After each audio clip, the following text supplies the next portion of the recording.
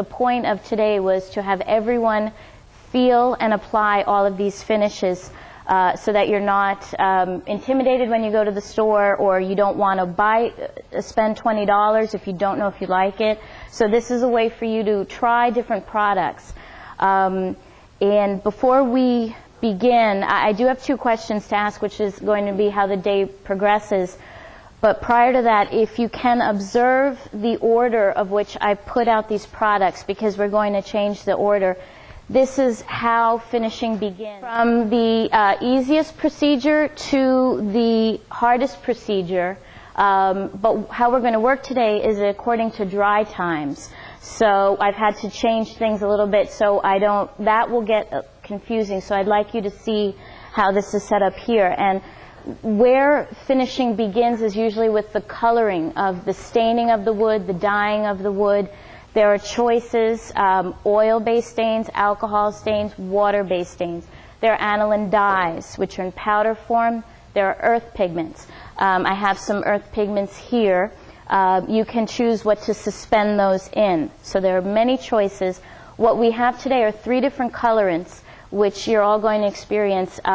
Water-based stains, and the advantage here is that they're extremely color-fast.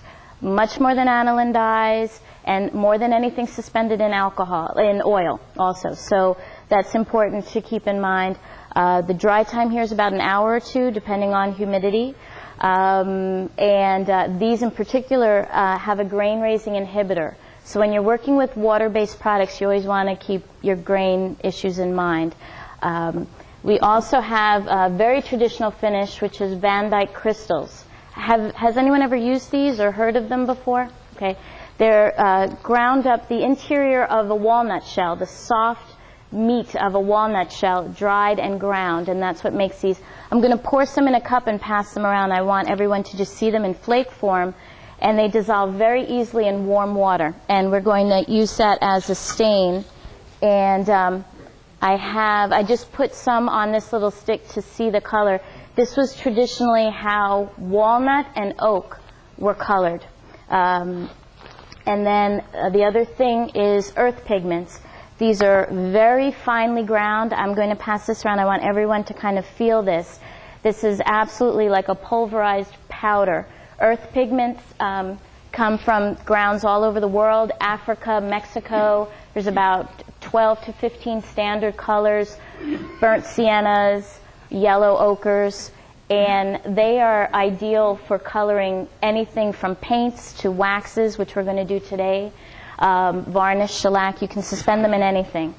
So those are waxes. We're going to do today, we're going to mix them in a neutral wax, but you can put them in paints, shellac, putty, anything you like. They're universal, and they come in these, around 15 colors or so. But what's important to note here is how finely they're ground, and that's going to make a difference. The different grinding of an earth pigment will affect how it's suspended in your material, and it may not dissolve as quickly, it may not mix as evenly. So you're looking for something very finely ground, and just keep this texture in mind. That's coloring. Then we go to wax, which is the easiest application, the fastest dry time, 10-15 minutes to set up and buff. There's a variety of waxes on the market. Beeswax as opposed to a paste wax. There are specialty waxes, a liming wax, a black wax. We're going to use them all today. And then a liquid wax. When we start speaking about waxes, I'd like to talk about the different compositions and when to use what.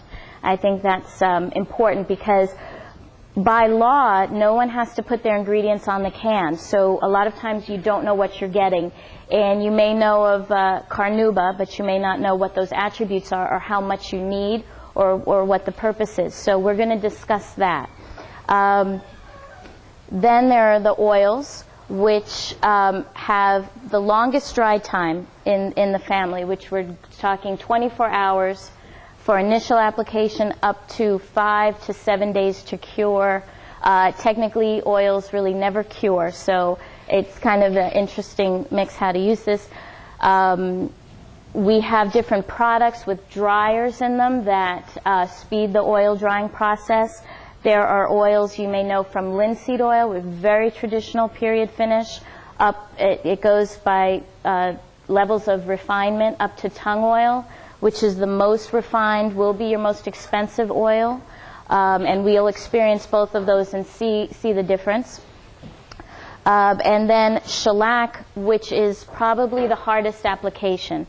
The most hand technique is needed here. It can be a little intimidating. There are different things on the market to make it easier for people. We have today an orange shellac in its raw form, in flake form, and we can pass this all around. And this bag will be for the club, so if anyone wants to take some home, please. We're going to mix some today. Now, it takes days to dissolve, so we'll just do the mixture, which is called the pound cut, and we can talk about that. This is some that I'd mixed, and I put little notes on the bottle of how much shellac to how much denatured alcohol. And that's, it dissolves in denatured alcohol. And there are at least 5 different colored shellacs that you can go with. The least refined being seedlac, to the most refined being a white or a super bleached blonde. And we'll talk about that when it comes to shellac. We have a raw form, and then we have some pre-mixed shellac. And the difference here is basically just ease. This has been dissolved and strained. So something like this may just save you a lot of time because, again, dissolving can take 2 to 3 days. So you want to prepare your shellac. We have a new product out, which I think we're all going to enjoy, is called Easy French Polish. And this is for the person who is not an expert finisher, but would like a shellac finish. And this is something that we can brush on. And I've got enough for everyone and a couple of extra for whoever does the nicest work gets one to take home. And I'm the judge. So we'll see. Or whoever I like the most. Or the woman of the group. No. So we have a couple of products I'd like you all to even take with you. And then in this world of traditional hand finishing, our hardest, longest wearing product is a varnish. This particular company doesn't make polyurethane. That is the hardest finish. But this is as long-lasting and as hard as we'll do today, which is a varnish, which we're just going to brush on. So that is like the nature of things, of how they progress. But we're going to work today with dry times in mind. So I'm actually going to start with the oils. So before we do this, there's 2 ways to begin finishing. And what you need to do is first ask yourself, what is the piece I'm finishing? What is the final use of this piece? How often will it be handled? And will water come in contact with this? Is it a kitchen tabletop? Or is it a picture frame on a wall? Will heat become involved? Is this going to be near a fireplace? That right there will determine your finish. And as we speak about each product, we can talk about the attributes. Is it water resistant, which wax isn't necessarily, whereas oils and varnishes are. So right there will determine your finish. And number 2 is, what is the wood that has been used? Is it a beautifully figured wood that you want to accent? Does it have a beautiful grain? If that is the case, you want to choose products that are going to accentuate that and not obscure it. If it's a pine, something without a grain, or something that you need to coordinate with another piece in the room, that's when you go with the opaque stains. These are transparent, but you can cover it in an opaque manner. You can choose a black polish, which will obscure your grain. You can go with a black wax. So first, keep in mind what is the use of this piece and what is the wood. And that will determine. So now my question to you is, in general, what finishes have you all used? Polyurethane. Polyurethane, okay. Varnish. Varnish. And is it all brush applied, or do you spray it on, or? Okay. And rub it, yep, hand rub. Nah. Oh, wax over polyurethane, okay. And are there any particular finishes today that you're very interested in seeing, or any that you've heard about that you'd like to learn about? The tongue oil, or I often get requests for liming wax. Is that something that people have heard about or would like to do? This is, I'm going to pass this around. It's gotten very beaten up. This was done a year or two ago. This is an example of a limed picture frame. It was raw wood. It was stained a bright green and limed, and we're going to do this today. So if you just want to take a look. Also, I have posters that I'd like to hand out somewhere that make this step very clear. Oh, here they are. These are the same, but you can just kind of, I guess, Pat, you can start one down there maybe.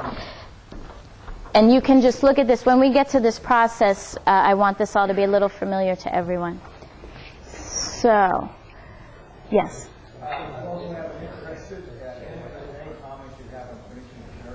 Cherry, okay. Okay. So, yeah, so are there favorite woods? I know cherry is always what comes up when I go to woodworking meetings or go to store visits and things. Actually, I'm interested in fiddlebacks or figured wood. Okay. The curls, whatever. Okay. So what would be the nicest finish for those woods? That's what I'm thinking. Okay. Are you purposely not going to talk about urobens? Yes, this is, we have no polyurethane. I'm not talking about polyurethane at all. What today is traditional hand finishing. So polyurethane does not fall under that category. Polyurethane is absolutely fine. It is the hardest finish available. So it will be your longest wearing, your most water resistant. There are some setbacks to using it. When it's applied, it can chip off because it's so inelastic. But regardless, polyurethane is probably our most popular finish in America. And there are certainly matte polyurethanes, satin polyurethanes. So it's not that traditional high gloss, which is our original thinking of polyurethane. Polyurethane will always obscure the grain. Obscure the grain. It will not accentuate the grain. So it's a very fast finish. It's used in large furniture production, cabinetry. It's a very easy finish for the homeowner to care for. But for the work that I've seen you all do at your show, beautiful little pieces or turned objects or jewelry boxes, when it's a smaller piece that you can control, these finishes may interest you more. You may not need a heavy-duty polyurethane for a jewelry box, especially if you have these beautiful woods and veneers. So, Will you be discussing finishes that accentuate the beauty of the wood? yes. Yeah, absolutely, which is like the oils in particular. So, and that's where we're going to start because we won't have time to do 2 applications just because of dry time, but I'd like you to at least apply it once, feel it, look at it, and by the end of the day we can really observe that. So what we need is, if you've brought any wood that you'd like to use, I would say take your favorite or best wood at this point for the oil, or if we have mahogany, walnut, do we have mahogany? You're going to need the steel wool, so everyone has a piece of steel. Everyone needs a little bit of this tongue oil. What is being passed around is tongue oil. The one thing to keep in mind when you go to a store, you may see something called tongue oil finish. Formsby makes a product. It will be much less expensive. Where you see the word finish, that's not pure tongue oil. It's fine to try, but just keep that in mind, that it's not pure. So that will make a difference on your finish. That is pure, yeah. You'll see Hope's and you'll see that in like a big hardware store. Hope's 100% pure tongue oil, fine. What will happen is that if we leave this container open, if a container of tongue oil is open in your shop, you will get a little gum residue along the top. There's 2 ways to prevent that. You can decant this into another bottle, and then that should prevent it. It's easy to just peel away. It's not a problem, especially that can has a very small opening. There's also a product you can add to it, which eliminates the oxygen. What's that product called? Bloxygen, yeah. So, and that will prevent that from happening. Tongue oil finish is a blend of products. When it says finish, it should say what's in there. It won't be as clear. It's much cheaper, which is why it's called tongue oil finish. I know in particular Formsby has the product I see a lot, and I'm just curious to try it. In the world of oils, tongue oil is the most refined. There's linseed oil, where you can get in raw and boiled. Then there's teak oil and tongue oil, and in between there's a Danish oil and orange oil and hazelnut oil. And just in the hierarchy of oils, the particular tongue oil is the most refined. So I think it will say that it's flammable. I think so. Yeah. Yeah, so what you'd want to do for disposal is you want to rinse out your rags, let them dry naturally, but do not bunch them up and put them in a garbage can. So rinse it, let it dry, spread it out, let it dry, and then you can dispose of it.